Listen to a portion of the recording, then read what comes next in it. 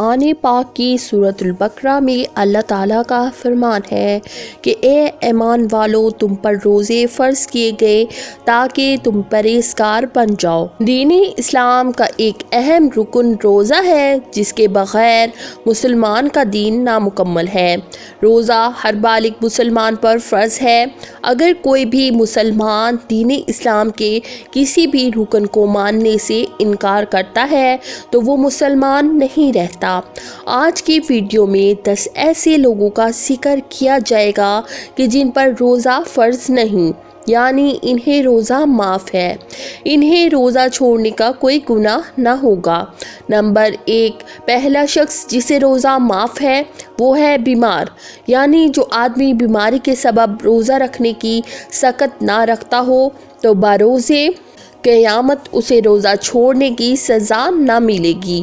ناظرین گرامی، یہاں سوال یہ پیدا ہوتا ہے کہ شریعت میں کسی قسم کی بیماریوں میں روزہ چھوڑنے کی اجازت ہے، یعنی اب ایسا تو نہیں ہو سکتا کہ انسان کو ہلکا سا بخار ہو یا زکام ہو اور بندہ کہے میں تو بیمار ہوں اور اب روزے نہیں رکھوں گا۔ یاد رکھیے کہ اگر آدمی کو زکام ہے، سر میں درد ہے یا جسم کے کسی حصے میں درد ہو رہا ہے، اگر آدمی اس حالت میں روزہ چھوڑ دے گا تو اس کو سخت گناہ ہے۔ یہاں ایسی مرض کا ذکر ہوتا ہے کہ آدمی کو بہت سخت قسم کا مرض ہو، ڈاکٹر بیمار کو یہ کہہ دے کہ اگر تم زیادہ دیر تک بھوکے اور پیاسے رہے تو تمہارا مرض مزید بڑھتا رہے گا، یہاں تک کہ تاحاری موت ہونے کا خطرہ ہے۔ اس حالت میں آدمی کو روزہ چھوڑنے کی چھوٹ ہے، یعنی ایسی بیماری کہ جس میں بھوکا پیاسا رہنے سے موت کا خطرہ ہو یا پھر دوائی وقت پر نہ لینے سے مرض بڑھنے کا خطرہ ہو، ایسے انسان پر روزہ فرض نہیں ہوتا۔ اس کے برعکس اگر کوئی چھوٹی سی بیماری کو لے کر روزہ نہ رکھے تو اسے سخت گناہ ہے۔ اگر وہ چھوٹی موٹی بیماری میں روزہ چھوڑ دیتا ہے تو اس کو بعد میں روزہ رکھنا پڑے گا۔ اگر انسان کو ایسی بیماری لگ گئی ہے کہ اس کو یقین ہے کہ اب وہ ٹھیک نہیں ہوگا، یہ بیماری اس کو موت کے منہ میں لے جانے والی ہے، اس کو چاہیے کہ اپنے گھر والوں کو نصیحت کر جائے کہ مجھ سے اتنے روزے چھوٹ گئے ہیں، اس کا فدیہ کر دینا۔ روزوں کو چھوڑنے کا فدیہ یہ ہے کہ ایک مسکین کو دونوں وقت کا کھانا اتنا دینا کہ وہ کھانا کھا کر سیر ہو جائے۔ نمبر 2، حاملہ عورت کو بھی روزہ چھوڑنے کی اجازت ہے کہ اس کو زیادہ دیر خالی پیٹ رکھنا اس کی جان کا خطرہ ہوتا ہے تو وہ روزہ چھوڑ سکتی ہے، اس کو بھی روزہ چھوڑنے کا گناہ نہیں ہے۔ یہاں پر یہ بات بتانا ضروری ہے کہ جب عورت اپنے بچے کو جنم دے لے، صحت یاب ہو جائے تو اس کو چاہیے کہ اپنے چھوڑے گئے روزوں کو پورا کر لے۔ یہاں دوسری بات یہ ہے کہ اگر عورت حاملہ ہے تو اس کو ماہر ڈاکٹر یہ کہتا ہے کہ اگر تم روزہ رکھ لو تو تمہاری جان کو کوئی خطرہ نہیں، تو ایسی عورت روزہ چھوڑنے کی اجازت نہیں ہے، اس کو لازمی روزہ رکھنا چاہیے۔ اگر وہ روزہ نہیں رکھتی تو اس کو سخت گناہ ہے۔ نمبر 3، بوڑھا آدمی۔ اگر ایک آدمی کو اتنا بڑھاپا آ گیا ہو، وہ کافی کمزور اور بیمار ہو گیا ہے، اس کو اتنی کمزوری ہو گئی ہے کہ اس کے لیے بھوک پیاس کو برداشت کرنا بہت مشکل ہو گیا ہو، اس کو یہ ڈر ہو کہ اگر میں نے اپنے پیٹ کو زیادہ دیر تک خالی رکھا تو مجھے موت ہونے کا خطرہ ہے، ایسے بوڑھے کے لیے بھی روزہ چھوڑ دینے کا کوئی گناہ نہیں ہے۔ ایسے بوڑھے آدمی کے لیے بھی روزے اللہ تعالیٰ کی طرف سے معاف کر دیے گئے ہیں۔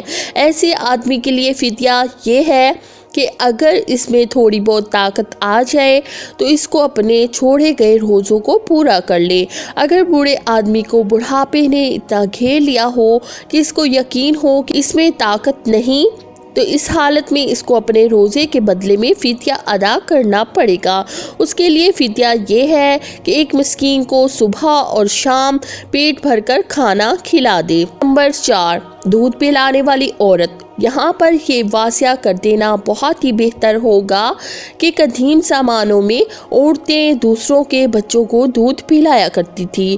وہ 2 یا 3 سال بچوں کو دودھ پلایا کرتی تھی۔ ایسی عورتوں کو دائیاں کہا جاتا تھا، لیکن اب قدیم زمانوں کی طرح دائیاں دوسرے لوگوں کے بچوں کو دودھ نہیں پلاتی۔ اسی لیے یہاں ایسی ماؤں کا ذکر کیا جاتا ہے کہ اگر ان ماؤں کا ڈاکٹر یہ بات کہہ دے کہ اگر تم زیادہ دیر تک بھوکی اور پیاسی رہی تو تمہارے بچے کی جان کا خطرہ ہو سکتا ہے یا بچہ دودھ سے محروم ہو سکتا ہے، تو ایسی عورتوں کو بھی روزے بعد میں رکھنے کی اجازت دی گئی ہے کہ جب وہ ٹھیک ہو جائیں تو اپنے چھوڑے گئے روزوں کو پورا کر لیں۔ نمبر 5، پاگل آدمی۔ جس آدمی کا ذہنی توازن ٹھیک نہ ہو اور وہ ہر وقت ادھر ادھر کی باتیں کرتا رہتا ہو، اس کو یہ خبر نہ ہو کہ میں کیا بات کر رہا ہوں، اس کے لیے بھی روزہ نہ رکھنے کا گناہ نہیں۔ اس کے علاوہ ایسا آدمی جس کو ایسی بیماری ہو کہ وہ اچانک اپنے آپ ہوش و حواس کھو بیٹھتا ہو، تو ایسے آدمی کو بھی روزہ چھوڑنے کا گناہ نہیں ہوتا۔ جب وہ ٹھیک ہو جائے تو اپنے چھوڑے ہوئے روزوں کو رکھ کر پورا کر لے۔ نمبر 6، حیض و نفاس والی عورتیں۔ ایسی عورتیں جن کو حیض ہو رہے ہیں، ان پر ایسی حالت میں روزہ رکھنا جائز نہیں۔ نفاس یعنی کہ ایسی عورت جس نے بچے کو جنم دیا ہو، اس پر بھی ایسی حالت میں روزہ رکھنا جائز نہیں۔ اگر حیض و نفاس والی عورتیں روزہ رکھ بھی لیتی ہیں تو ان کو ثواب کے بجائے سخت گناہ ہوگا۔ حیض اور نفاس والی عورتوں کو چاہیے کہ جب وہ پاک صاف ہو جائیں تو اپنے چھوڑے ہوئے روزوں کو پورا کر لیں۔ اگر ایسی عورتیں پاک اور صاف ہونے کے بعد اپنے روزوں کو پورا نہیں کرتی تو ان کے لیے سخت گناہ ہے۔ نمبر 7، مسافر آدمی۔ اگر سفر کی مسافت کی مقدار کم سے کم 48 میل 177 کلومیٹر یا اس سے زیادہ ہے تو ایسے شخص کو اپنے شہر کے حدود سے نکلنے کے بعد روزہ رکھنے یا نہ رکھنے کا اختیار ہوگا، اور نہ رکھنے کی صورت میں بعد میں اس روزے کی قضا کرنا لازم ہوگی۔ تاہم اگر سفر کے دوران روزہ رکھنے میں مشقت اور دشواری ہے تو اس صورت میں روزہ نہ رکھنے کی بھی اجازت ہے، اور اگر شرعی سفر میں مشقت بہت زیادہ ہو جس کا تحمل روزے دار کے لیے مشکل ہو تو روزہ نہ رکھنا بہتر ہے۔ باہر 2 صورت بعد میں وہ اس روزے کی قضا کر لے۔ نمبر 8، ایسا آدمی جس کو جان جانے کا خطرہ ہو۔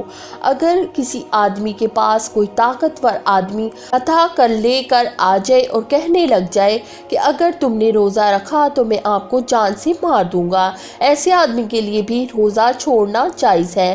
جب اس کے سر سے یہ خطرہ ٹل جائے تو اس کو چاہیے چھوڑے ہوئے روزوں کو پورا کر لے۔ اگر وہ اپنے چھوڑے گئے روزوں کو پورا نہیں کرتا تو اس کو سخت گناہ ہوگا۔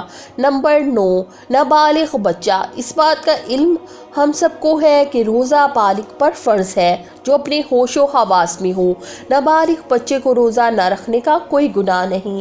اگر کوئی بچہ 10 یا 11 سال کا ہو جائے اور روزہ رکھنے کی طاقت رکھتا ہو، اس کو چاہیے کہ وہ روزہ رکھ لے۔